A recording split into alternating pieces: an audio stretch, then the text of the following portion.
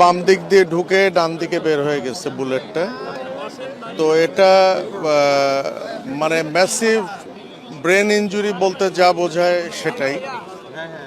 এবং brain steam মগজের যে কাণ্ড, সেই কাণ্ডের পাশ দিয়ে বুলেটটা বের হয়ে গেছে, কাণ্ডেরও ইনজুরি হয়েছে। এখন ওনাকে কৃত্রিম শ্বাস প্রশ্বাসের মাধ্যমে ওনাকে আমরা বাঁচিয়ে রাখছি। তবে আসার কথা যেটা, যে সাইন অফ লাইফ যেটা বলে, জীবনের চিহ্ন, এটা ওনার ভেতরে এখনো আছে।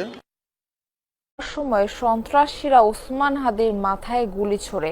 এরপর ঢাকা মেডিকেলে জরুরি ভিত্তিতে তার অস্ত্রোপচার করা হয়। চিকিৎসকরা অপারেশনের মাধ্যমে গুলি বের করে আনেন।